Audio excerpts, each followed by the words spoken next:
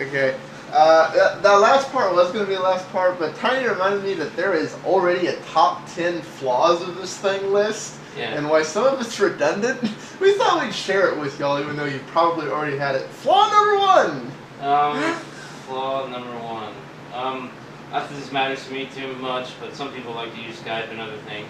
There's no camera on it, no video chat, basically. Yeah, it's like, basically, for all intents and purposes, you could turn an iPhone into a video phone.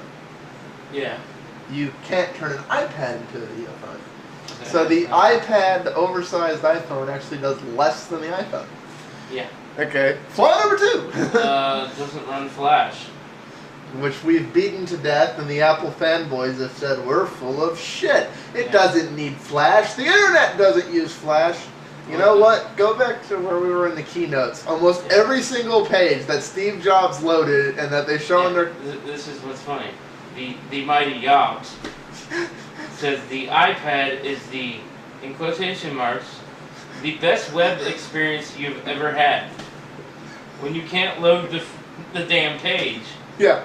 It's the best web experience. It has everything except for the internet. Yes. Flaw number 3. Programming. Basically, people aren't programmers. But most netbooks run some type of full version of an OS, be it Windows 7, Linux.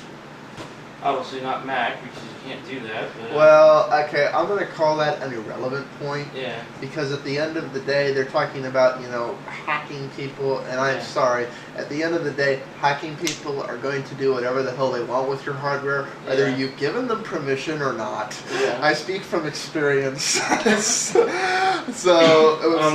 that flaw's irrelevant. Not that this matter, I mean, I don't personally do this, but you can't upload photos from a camera. I mean, this thing has a flash drive. I can read these cards from cameras or whatever. No, that's the thing. It's on a computing device. It's a computing device. Yeah. You can feed stuff into it any way you want, over your network or whatever peripherals it allows, or worst case scenario, you stick it on a thumb drive. This is the thing. That thing, it doesn't have a USB port on the thing. No, it does. But let's be fair. Through the dock. Yeah, it has the iPod dock thing on it, Yeah. which you could plug in as a removable hard drive. But to realistically put files on it in the way the device wants, so it will play them, you have to do iTunes syncing. It's like you can't just put them in directory and browse to it. No, that would be too simple. Yeah. So, flaw number, what are we on, 4? Yeah. Flaw number 4. I think so. I don't know. Basically, I know it is a flash drive for the data on it, saying it needs more than 64 gigs, which is probably true. Well, here's the thing. Yeah. They basically have turned this thing into a non-computer, just a big media device, so you can argue that it doesn't need any storage at all. Yeah, that it's cloud, but... And it's solid state chips, which means it's never going to go wrong. It's this big flash storage. Yeah. And netbooks usually come with somewhere between 160 gig and 250 gig, spinning drive, so it'll break after a few years. Yeah.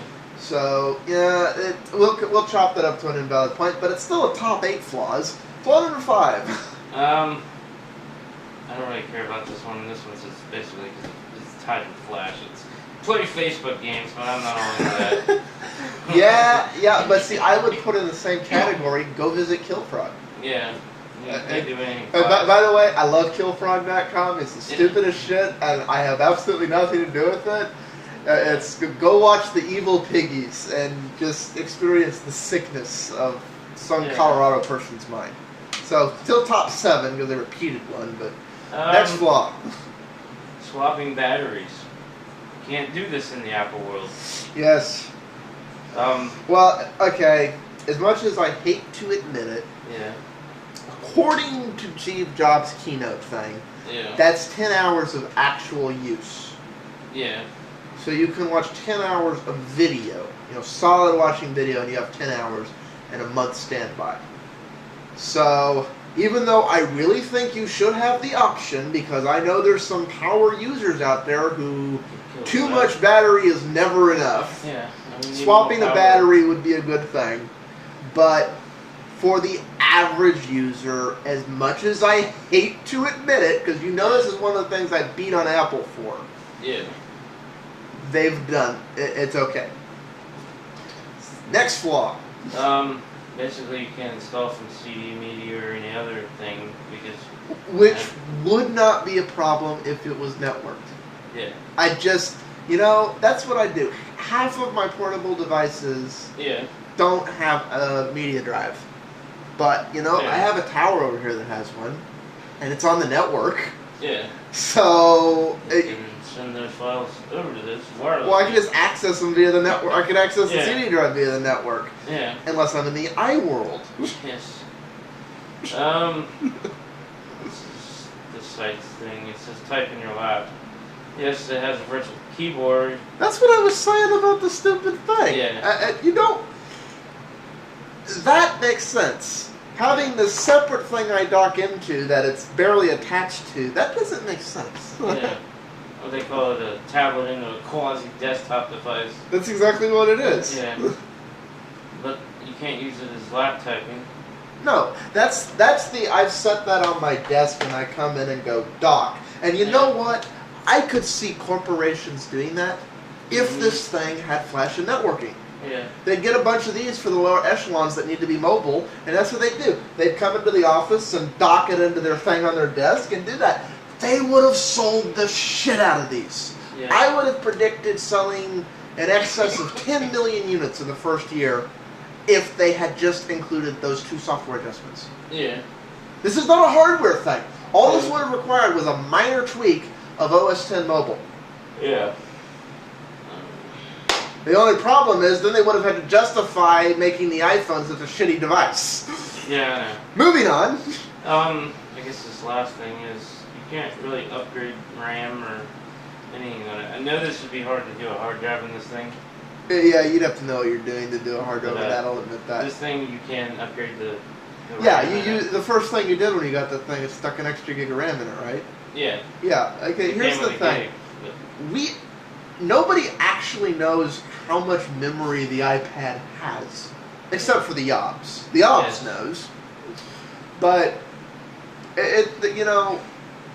my guess is they've cheaped out there because Apple always cheaps out on memory. Yeah. There's a problem with this 3G phone I have.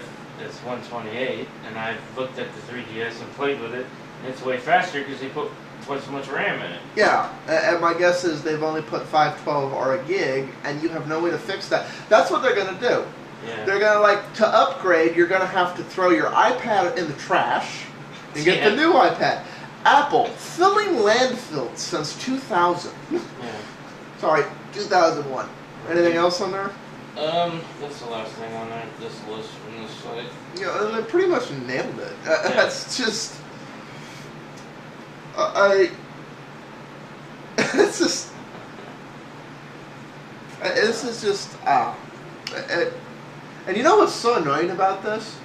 This is from somebody who hates Apple with a passion. Yeah. I hate Apple. I hate everything they stand about. I hate the whole closed box thing that they enforce. I hate that they aren't Microsoft. So when I say this, you know it's not, I'm just saying it to make a point. I am saying, if they hadn't locked this thing down so much and been focused on putting it in a little iBox, this could have really been a revolutionary device. It could have been a device I actually would have considered locking myself and buying Apple crap again. Yeah. I just don't see it. But because they locked out all the ways it could have been revolutionary and functional and adopted across business and personal, they basically said, would you like to buy a... Ow! Today. So, that's time. Peace out all. Let the hate mail begin.